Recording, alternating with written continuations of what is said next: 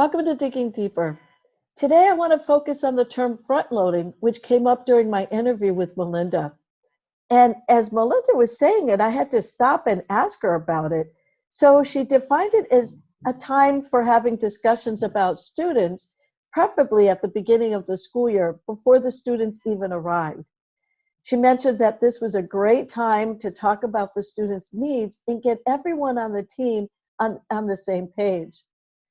She also mentioned it would be terrific if all of the team was able to meet at the same time. So I thought this would be a great opportunity to go into the team agreement workbook because it works as a great strategy for front loading, and I want to show how you can use it. Melinda talked about lesson planning and co-teaching, and I thought this would be a great place to start with a workbook as it's the very first topic. What you'll notice is underneath the header, there is a section called expectations. And this sets the stage for the teacher being responsible for the overall coordination and implementation of the lesson plan. It also includes additional space where the special ed teacher or itinerants like the physical therapist or occupational therapist or even the speech pathologist can come in and write what they're going to be responsible. So everyone's very clear. After the expectations section, you'll notice a header called considerations. And this is where we ask a series of questions that can be added to get teams thinking about the different aspects of lesson planning. This includes questions from the roles of each team member, or who will be planning the lessons, or who will be responsible for developing materials, for small groups or otherwise, and what visual aids might be included. If you want to add specific questions of your own, as you scroll down, you'll notice a space that can be put in there as well. Underneath the prompt questions, this is where we start to document the discussion or the decisions are made. You'll see text boxes for planning days and times or descriptions of small groups, as well as one-on-one instruction. In addition, there's a responsibility table where you can talk about either the routine, the time of day, or even center time and who's going to be doing what. So there's space for names and responsibilities. All of these are important, again, as when the itinerants come in, they will often be working during these times or doing specific lessons with children or expanding on the lessons that you've already developed. Melinda also talks about being upfront in terms of communication.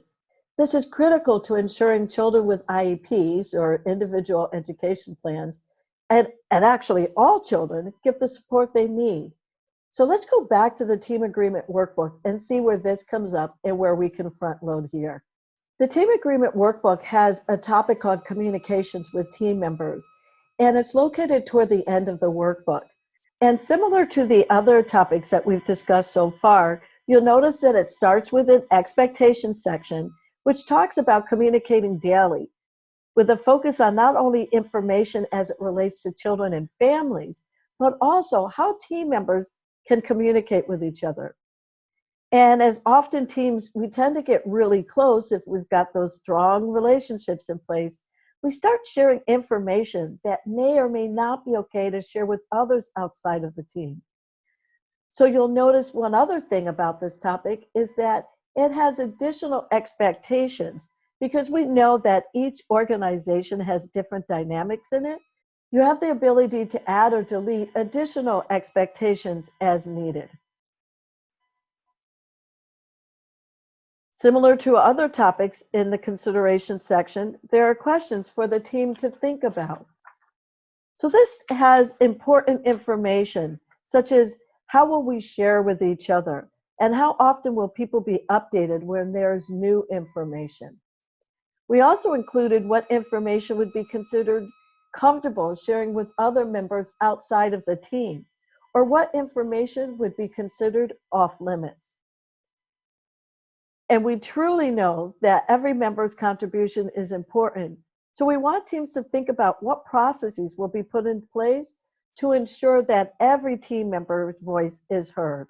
Similar to our other topics, we've included accountability boxes where teams can write down their discussions and capture their decisions.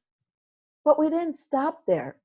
Within team agreements, we believe that acknowledgments are very important, and we've talked about that in other sessions.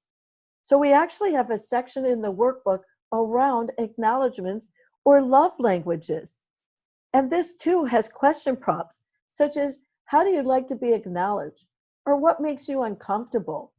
We even have a question for pushing your hot button, as Melinda has suggested earlier.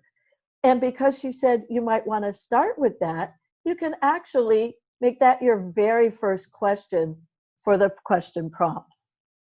Keeping with the format, an accountability box below captures all of the information from love language or acknowledgement right to those hot buttons. So there are a lot of ways to front load, with the workbook being just one strategy.